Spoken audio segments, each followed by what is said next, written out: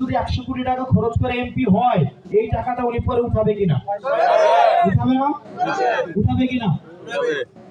ধরেন আমি, খেয়াল করেন, আমি প্রত্যেকজন এখানে 1000 টাকা করে টাকা দিব আজকে। ধরেন আমার 500 জন মানুষ 1000 টাকা করে দিলে আমার 5 লাখ টাকা খরচ হবে, তাই না? এই টাকাটা, এই যে 5 লাখ টাকা দিলাম, এই টাকাটা কি মনে করছেন এটা আমি উঠাবো না? এই টাকাটা তাহলে আমি কোন জায়গা থেকে আনবো? এই জিনিসটা বুঝতে হবে।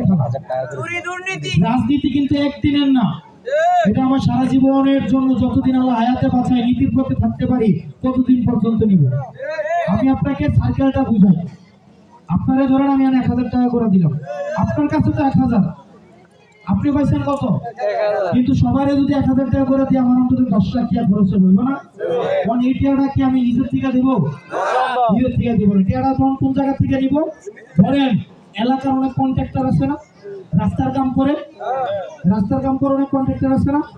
ধরেন একটা কন্ট্রাক্টর থেকে আমি 10 লাখ টাকা নিব, এই কন্ট্রাক্টর আমার 10 লাখ টাকা দিবে। ধরেন আমি এমপি, এই 10 লাখ টাকা যখন সে আমাকে দিবে, আমি তাহলে তাকে কি দিব? তাকে আমি একটা কাজ দিব, ধরেন একটা টেন্ডার দিব। এই টেন্ডারের দাম হচ্ছে ধরেন 1 কোটি টাকা। তখন সে কিন্তু আমাকে 10 লাখ টাকা দিছে, এই টাকা আবার আমি কারে দিছি? আপনারে দিছি। এই টেন্ডারে সে 1 কোটি টাকা থেকে অন্তত 50 লাখ টাকা খাইয়া রাস্তার কাজটা খারাপ করবে। রাস্তার কাজ কি করবে? খারাপ করবে।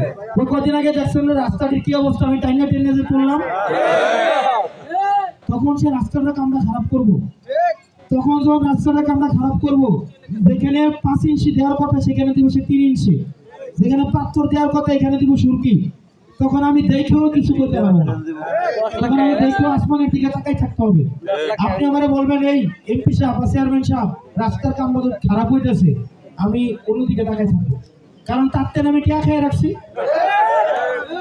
তো রাস পর্যন্ত খেয়াল করেন দাদা ভাই, আপনি খাইছেন কত? 1000। কত?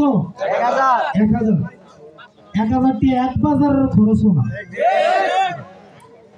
খরচ এক বাজারের, এক বাজারের খরচই কিন্তু 1000 না। আপনি একজন 1000 টাকা খাওয়ার কারণে 50 লাখ টাকার রাস্তাটা নষ্ট হয়েছে, হয়েছে কিনা?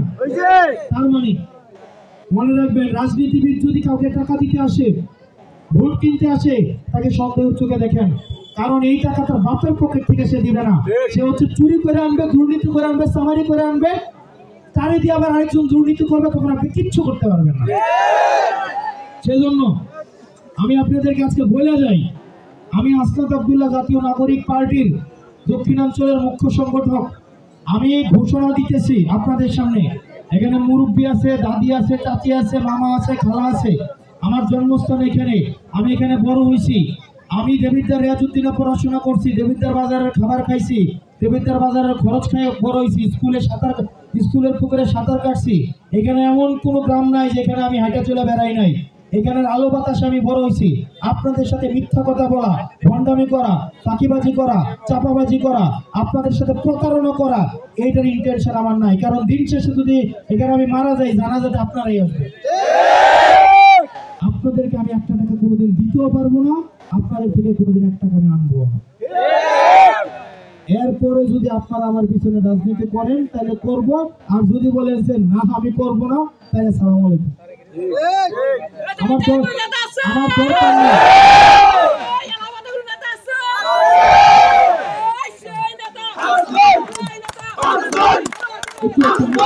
শেষ করি, আমি একদম স্পষ্ট করে বলে দিচ্ছি, একদম স্পষ্ট, টাকার রাজনীতির ভয়াবহতা আমরা গত 15-16 বছর দেখছি। আমি এখানে বড় হয়েছি ভাই, আমি এখানে কিন্তু অন্যের চোখে আমি দেবিদ্দার দেখি নাই, আমি মোবাইলের স্ক্রিনে দেবিদ্দার দেখি নাই, আমার বাপের চোখ দিয়ে দেবিদ্দার দেখি নাই। আমাদের একটা কথা আছে যে দাদার বড়াই করে সে হচ্ছে আধা, যে বাপের